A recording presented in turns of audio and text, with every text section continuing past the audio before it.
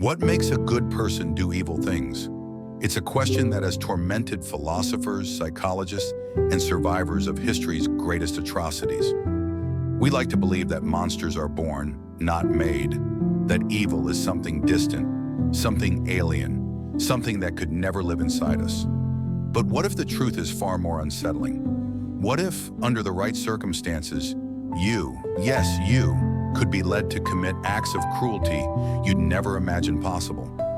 This isn't just speculation. It's a truth revealed by two of psychology's most infamous experiments, the Stanford Prison Experiment and the research behind the Lucifer Effect.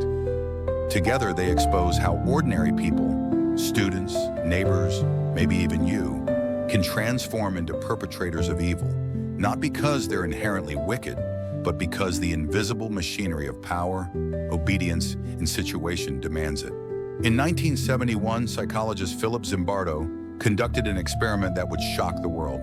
He converted the basement of Stanford University into a mock prison. Ordinary college students, healthy, well-adjusted young men, were randomly assigned as either prisoners or guards. There were no scripts, no directives to be cruel. Just roles, just power. And within days, the guards became tyrants. They humiliated prisoners, forced them into degrading tasks, revoked their basic dignities. Some prisoners broke down, sobbing, begging to leave. The guards didn't stop. They enjoyed it. How? These weren't sadists. They were us. Zimbardo called it the pathology of power, the way a uniform, a title, even a perceived hierarchy can strip away empathy. The guards didn't see themselves as cruel. They saw themselves as doing their job. And that's the most terrifying part. Evil doesn't always feel like evil when you're the one holding the keys. But Zimbardo didn't stop there. Years later, he studied real-world atrocities, from Nazi bureaucrats to the abuse at Abu Ghraib, and identified a pattern he called the Lucifer Effect, the phenomenon where good people do horrific things when placed in toxic systems. It's not about bad apples. It's about bad barrels, environments that reward obedience, dehumanize outsiders, and make cruelty feel normal. Nazi Germany didn't happen because millions of Germans were psychopaths. It happened because ordinary people were slowly conditioned to see genocide as administrative work. Sound familiar? Think of the boss who fires employees without remorse, the online mob that destroys lives for likes, the politician who justifies cruelty as policy. The Lucifer Effect isn't just history, it's the dark undercurrent of human society, waiting for the right conditions to surface. So, are we doomed? No, we are not. But vigilance is the price of morality.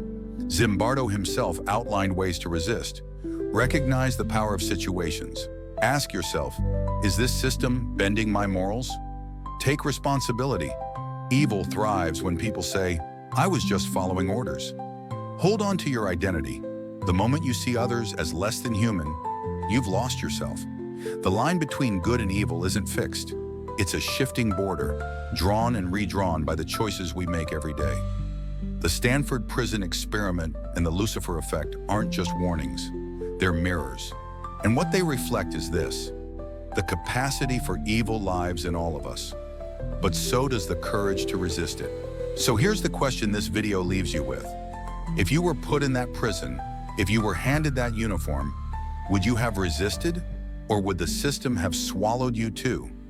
This isn't just about history, it's about you. The next time you're in a room where cruelty is laughed off, where power goes unchecked, where someone says it's just how things are, will you speak up, or will you become part of the machine? Drop a comment below.